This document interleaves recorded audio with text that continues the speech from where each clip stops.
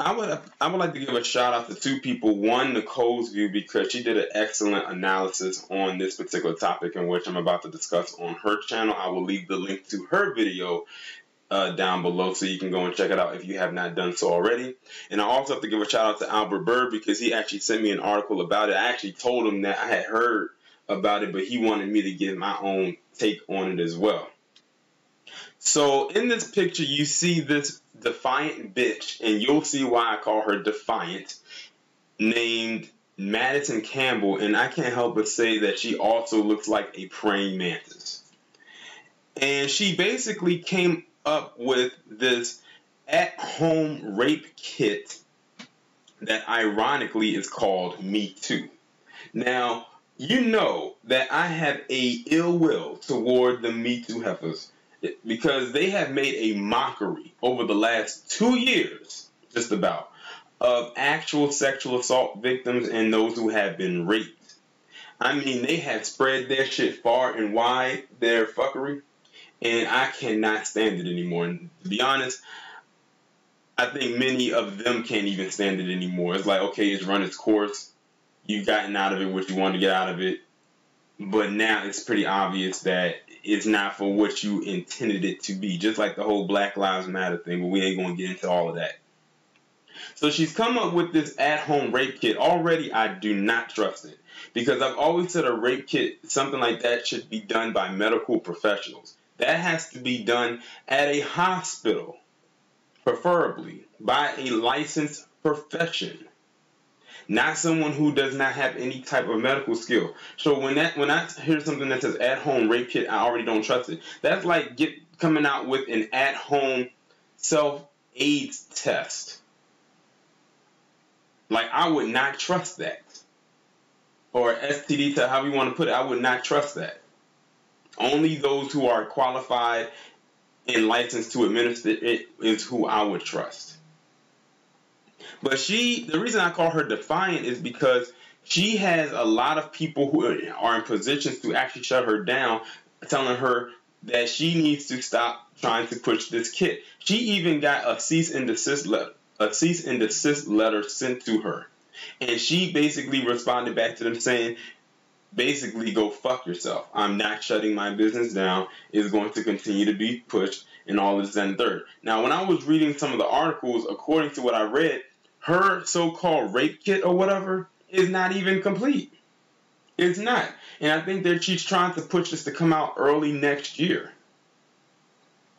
And I'm going to just be honest. This chick is not only trying to exploit people who've actually been sexually assaulted, and make a few coins off of it, but she's also in the position to get some innocent men hemmed up. The reason why I say that is because any woman, especially in this Me Too era, can say that they were sexually assaulted by a guy, and by court of public opinion, they will be believed and the guy will be shunned. Look at what's going on right now with Antonio Brown.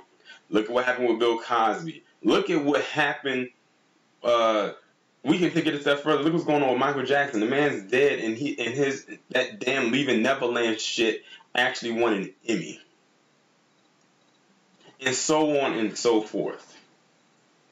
So a woman could have consensual sex with a guy, and she can take this kit, and it could come back and say anything, and then she can come up and say she was raped, and then it's like his word against hers, and then he'll try to defend himself, but that rape kit that she plans on trying to release will speak against his word, and it could get him locked up.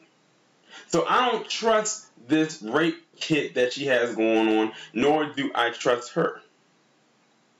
They need to find a way to shut her entire operation down. I don't care how defiant she may be. She said that she was a sexual assault survivor, and she's a sexual assault advocate. That's all good and well. You can talk about this in any other way, but this whole at-home rape kit that ironically you titled Me Too is not going to work. And like I said, she titled it Me Too because she's trying to profit off of it. She knows that will garner eyes and it will garner attention, thus having people pry open their wallet and spend money with her because of the title. Hell, she could have titled it any other thing, but she knew it would not gain attention, it would not gain steam. And even then, I still wouldn't trust it. Like I said, something like that, I would not trust at home. You treat bruises at home. You treat scars at home. You don't do no at-home rape kit. You don't do it. Now, it's something in this article that I wanted to read that really that really set this up for me. If I can scroll down and find is, okay, one part I want to read is, what we fear is that by survivors collecting their own evidence that it would not be admissible in court and thereby possibly put the case at risk. Now, that was coming from, I believe, some kind of an attorney who said that. And they actually make a good point. It wouldn't be admissible because it's like, it wouldn't really hold up in court because they mean basically you could have tampered with that. And that's the other thing. They could tamper with this. That's what I was saying, how it needs to be done by a professional in a hospital setting, not at home by yourself. Basically, this is saying, oh, this is for the people who have been raped that are afraid to go to the authorities. I think that's what she had said. Why wouldn't you go to the authorities if you've been sexually assaulted or raped? Why not? Especially, you might need medical attention, like ASAP.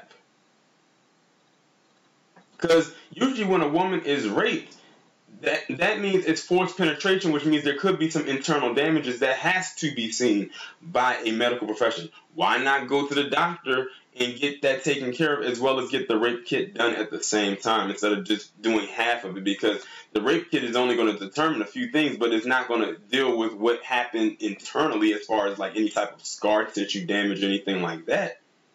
So she really did not think this is through. I'm going to read some more. It says, if it's suggested a victim, this is a good option. It's not. It's actually a poor option because they don't know how to gather the evidence, which is another true statement. Because, you know, the whole DNA thing. Her DNA and the person who, quote-unquote, raped them. Let's see. She says, it is almost as though it's profiting on an individual's sexual trauma, which I truly agree with. She can say as much as she wants that this has nothing to do with money. It is. Look at what she titled it. She named it after METOO. I hope to God that this thing does not catch on, and they need to hurry up and shut her ass down. I don't know why they are dragging this along.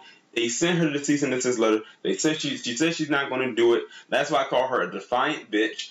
And you know, if this was anybody else, and you know who I'm talking about, they would have shut them down with the quickness. They wouldn't have been taking, you know, sending letters after letters after letters. No, they would have been like, look, bitch, the operation is done. You're shut down. If you don't shut down, we're going to come to your house and we're going to shut it down for you, one way or another. But they're allowing this chick to have too much leeway. But all I'm going to say is this. I don't think this is really going to catch on. Nobody should trust this little rape kit that she has going on. It's all a money grab as far as I'm concerned. Y'all let me know what y'all think about this down in the comments, and I'll talk to you in the next one.